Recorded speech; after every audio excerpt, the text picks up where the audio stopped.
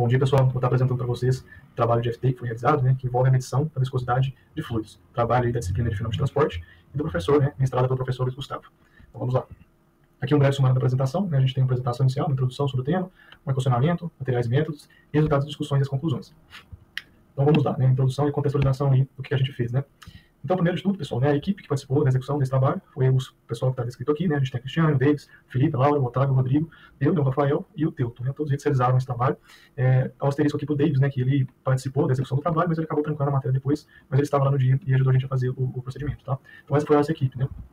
O local que a gente realizou esse trabalho, né, foi no laboratório multiusuário de energias renováveis, no bloco 1ZA, na sala 105, laboratório onde a Cristiane, né, o trabalho, e ofereceu para a gente o espaço para a gente estar podendo realizar a prática com mais conforto, vamos dizer assim, né. Então, pessoal, vamos falar dos fluidos, né, que é o foco desse trabalho. Então, o que são os fluidos? Né? São substâncias que eles não possuem formas definidas e eles se deformam contínua e irreversivelmente sob a ação de uma força cisalhante. Né? Ao contrário dos sólidos, né, os sólidos eles sofrem a força de uma ação e eles se deslocam. Né? Os fluidos, eles se escoam, né? Eles se escoam diferentemente dos sólidos. Então, essa é a propriedade que define os fluidos. Né? E eles têm uma aplicação gigantesca aí na nossa vida. Né? A gente tem aplicação em motores, em turbinas, sistemas hidráulicos, pneumáticos, a gente tem aplicação em redes de água de esgoto, de barragem, circulação do nosso sangue, né? Espaço aerodinâmico de aviões, foguetes, nos ar-condicionados, ventilações, aquecedores, mistura e transporte de líquidos e gases no setor industrial, e a geração de energia, né, hidrelétrica, térmica e eólica. Né? Então, os fluidos estão muito presentes na nossa vida, e são fatores importantes em vários segmentos industriais, né, e toda essa questão da infraestrutura da nossa sociedade. Né? A gente depende muito dessas substâncias. E cada fluido, né, eles possuem as suas propriedades. Né? Então, é uma substância que a gente utiliza muito e a gente precisa saber as propriedades delas para a gente aplicar esses coeficientes. Né? Então, algumas propriedades, né, que eu coloquei aqui são a densidade, a pressão, a temperatura, né, a viscosidade, a tensão superficial, todas são propriedades muito importantes que os fluidos têm. Né? A gente, por foco desse trabalho, a gente vai fazer o estudo da viscosidade, né, que é a resistência ao escoamento de um fluido. Né? O fluido tem uma resistência ao escoamento, também chamado de atrito interno, denominado viscosidade, ou o símbolo, né, a letra Mi, e a unidade está em Pascal por segundo. Pascal vezes segundo. Então, por que é importante, né, o cálculo da viscosidade, né, pessoal? Eu já falei que os fluidos estão presentes em toda a nossa vida, né, questão da infraestrutura, em vários tipos de indústria, e essa viscosidade ela é muito importante em todos esses segmentos. Né? Por exemplo, a gente tem a questão dos óleos lubrificantes. Né? Os óleos lubrificantes, para eles poderem lubrificar e proteger as peças de forma correta, eles têm que ter a viscosidade certa para cada sistema. Né? Um grande exemplo são os óleos automotivos. Né? O óleo que a gente coloca no motor do nosso carro ele tem que ter a viscosidade correta para ele proteger o sistema de forma correta. E cada carro tem o seu óleo específico, né, que funciona para cada sistema. Então, um exemplo de um quão importante a viscosidade nesse sistema. Né? Outro exemplo é a indústria química, né? A indústria de forma geral, que utiliza tubulações, bombas e válvulas. Né? A gente precisa dimensionar esses equipamentos, as tubulações, as bombas e as válvulas, de acordo com a densidade do que eu vou estar transportando ali, né? A viscosidade do que eu vou estar transportando ali. Então, muito importante nesse sentido também. Quando a gente vai falar de reação química entre fluidos, né, entre reatores e tanques, também é um ponto muito importante. Questão de aeronaves, aerodinâmica, muito importante também. Funcionamento dos sistemas hidráulicos, também muito importante dos pistões, né? E também nas questões dos sistemas térmicos, como os líquidos refrigerantes de ar-condicionado, de aquecedores, né? Que precisam da viscosidade adequada para circular eficientemente, tá? Então, muito importante a gente saber a viscosidade dos fluidos para esses fatores. E qual foi o objetivo desse trabalho, então, pessoal? Foi realizar em pequena escala, né, a medição da viscosidade de 3 substâncias: água com sal, leite e óleo, né, utilizando aí uma metodologia simples, que pode ser aplicada em ambiente doméstico, sem necessidade de equipamentos laboratoriais sofisticados. Né. Vamos falar um pouco então sobre o equacionamento do problema. Para resolver esse problema, a gente precisa encontrar o perfil de velocidade em fluidos quando num tubo de seção circular conhecida, comprimento e queda de pressão conhecidos. No nosso caso, o movimento do fluido vai ser descendente. Para resolver esse problema, a gente precisa de algumas hipóteses. A primeira é de que o regime de escoamento é laminar, ou seja, Reynolds é menor que 2000 e o movimento das partículas das partículas do fluido é ordenado. O segundo é que estamos em estado estacionário, ou seja, nenhuma variável vai depender do tempo. A terceira é de que o fluido é newtoniano, ou seja, a tensão, é igual a menos viscosidade vezes o gradiente da velocidade. Além disso, ele é isotérmico e incompressível, então a densidade sempre vai ser constante. A seção circular do duto é sempre constante e conhecida e a velocidade está na componente axial. Não há motivos para acreditar que a variável θ vai influenciar na velocidade, e a velocidade está em z, porque o fluido está descendo, então é Vz de R e Z. Indo para a equação da continuidade, então, a derivada com o tempo some, porque estado estacionário. Nós sabemos que a gente tem só Vz, então Vr e Vθ vão desaparecer, e a gente vai ficar com isso aqui, que a derivada da velocidade com relação à componente axial é nula, ou seja, a velocidade independe de z. Portanto, o V é igual a Vz de R, e o tensor que vai mandar é o tal Rz. Indo para a equação do movimento, então, podemos cortar a derivada temporal, novamente por causa do estado estacionário. Sabemos que nós só temos Vz, então o Vr e o Vθ vão cortar. E pela equação da continuidade, a derivada de Vz com relação a z é nula. Além disso, sabemos que nós só temos o tensor Rz. Portanto, os outros tensores cortam e a gente fica com essa expressão. É só isolar o dr tal Rz, e a gente consegue integrar facilmente para encontrar o seguinte perfil de tensão. Perceba que aqui apareceu uma variável chamada pressão piezométrica. Nada mais, nada menos é do que a própria pressão menos a densidade vezes a gravidade vezes a cota referente àquela pressão. Fiz isso só para simplificar a equação e deixar ela mais enxuta. Além disso, temos um C1, uma constante de integração, que precisa de uma condição de contorno para ser encontrada. E a condição de contorno é justamente de que a tensão é nula no centro. A gente está livre de efeitos de parede, efeitos viscosos no centro, que é onde a gente tem a máxima velocidade, portanto, a mínima tensão, que é zero. Então, usando essa condição de contorno, a gente encontra esse perfil de tensão. Agora, a gente pode aplicar a lei da viscosidade de Newton, que nós já vimos anteriormente, que é essa expressão aqui. Aplicando, então, a gente tem essa outra EDO, que é facilmente integrável também, basta passar o dr e o menos mi para o outro lado, integrar em dvz, e a gente encontra esse perfil de velocidade. Perceba que, novamente, temos uma constante aqui e precisamos de uma outra condição de contorno. Mas sabemos que a velocidade é máxima no centro. Então, ela vai ser mínima, melhor ainda, nula nas paredes do tubo. Portanto, Vz de R é zero. Utilizando essa condição de contorno, a gente encontra C2 e esse perfil de velocidade. Mas para a equação que a gente precisa, nós vamos utilizar a velocidade média. Mas para achar a velocidade média é bem simples. A gente faz duas integrais de área. A integral do perfil de velocidade no elemento de área dA, que no nosso caso é a área de seção transversal do tubo, que é R dr dθ, e a integral do próprio elemento dA no denominador. Além disso, precisamos denominar a vazão como a velocidade média vezes a área de seção transversal, a mesma área dessa integral aqui. Então a gente fica com a seguinte expressão, poupando bastante matemática, que Q, vazão, é igual a π vezes o raio à quarta vezes a diferença de pressão piezométrica dividido por 8 vezes o comprimento vezes viscosidade. Ou seja, é só isolar a viscosidade e a gente vai ter uma equação chamada de equação Hagen-Poiseuille, que pode medir a viscosidade de um fluido e é a equação usada de princípio para viscosímetros capilares. Olá, meu nome é Laura. Eu vou apresentar os materiais e métodos que foram utilizados para a determinação da viscosidade de fluidos a partir de um capilar. Os materiais utilizados nesse experimento foram um capilar de plástico com 31,9 cm de comprimento e 4 mm de diâmetro. Os instrumentos utilizados para medição foram balança, cronômetro, termômetro, trena e um copo com medidas. Para a montagem do reservatório foi necessário uma pistola de cola quente, um Bremer e um recipiente de plástico. Os fluidos utilizados foram óleo de soja, leite e água com sal ou salmoura. Para o preparo da salmoura foi utilizada uma referência de água do Mar Morto, onde foi encontrado uma concentração de 30 gramas de NaCl por 100 ml de água. Para garantir que a solução seria suficiente para a coleta de todos os dados, foi preparada uma solução de 2,33 litros de água com 700 gramas de NaCl. Os dois foram misturados e agitados até a saturação ou até que todo o sal fosse dissolvido. O reservatório foi montado de forma que o capilar fosse acoplado a exatamente 1 centímetro da base do recipiente para facilitar os cálculos posteriormente com a altura de líquido. Então, um furo foi feito a 1 centímetro da base do recipiente e o capilar foi acoplado a ele por meio de cola quente, como são mostradas nas imagens que foram feitas para a montagem. Na determinação da viscosidade dos fluidos é necessário se conhecer a sua densidade também. Para que isso fosse possível, foi utilizado um becker com um volume de líquido conhecido, com controle de temperatura.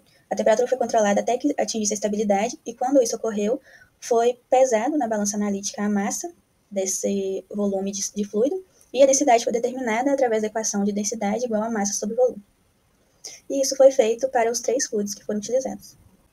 Para coletar os dados, inicialmente foi feito alguns testes iniciais com água pura, onde a sua viscosidade é conhecida em uma maior faixa de temperatura, então foi possível determinar qual seria a altura de líquido necessária para garantir que o escoamento estivesse em estado laminar, onde é possível aplicar as equações que aqui estão sendo descritas.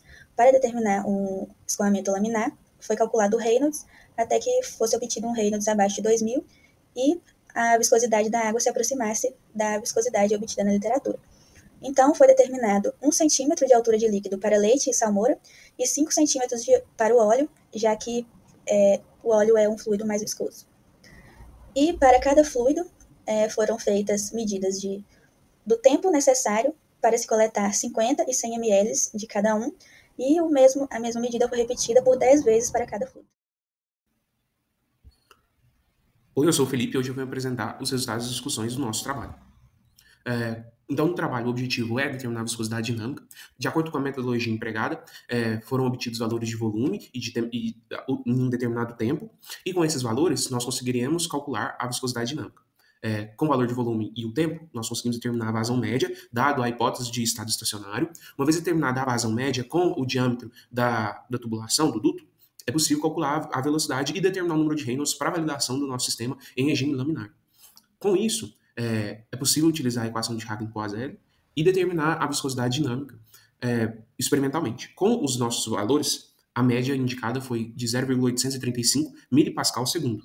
Já, em comparação a dados experimentais reportados na literatura, o nicho indica um valor de 0,879, o Incropera indica um valor de 0,880 mPa/s, com um desvio médio relativo de menos 5% para os dois valores reportados. Então, com essa validação da água, nós fizemos o procedimento para o óleo, o leite e a salmoura. Para o óleo, é interessante observar também a questão dos volumes em um determinado tempo, e foram calculados os valores de vazão e determinadas viscosidades. E quando calculado a média, o valor indicado é de 31,12. No entanto, quando comparado aos dados experimentais disponíveis na literatura, os valores indicam sempre próximos ali de 49, 45 mPa/s, indicando que o óleo utilizado tem uma viscosidade inferior ao óleo reportado na literatura. E quando olhando mais a fundo, o óleo reportado na literatura indica uma massa específica de 885 kg/m². No entanto, o óleo utilizado nesse procedimento experimental indicava uma massa específica de 961, indicando que o óleo utilizado era mais denso e possivelmente continha mais água, por exemplo. Para o leite, foi utilizado o mesmo procedimento experimental, determinado volume com um tempo e determinada a vazão e calculado a viscosidade dinâmica. Quando avaliado a média em relação aos dados experimentais reportados na literatura, o leite indica uma viscosidade dinâmica inferior, e aqui vale novamente observar qual a composição, qual é do que esse leite é feito, né? E na literatura, o dado experimental reportado apresenta um teor médio de gordura de 4,32. Quando avaliado o leite utilizado no procedimento experimental, ele indica 3% de gordura no leite, indicando aqui que o leite tem menos gordura, possivelmente possui mais água. E por fim, na salmoura, foram obtidos valores de volume também e tempo, com isso determinada a vazão e a viscosidade dinâmica.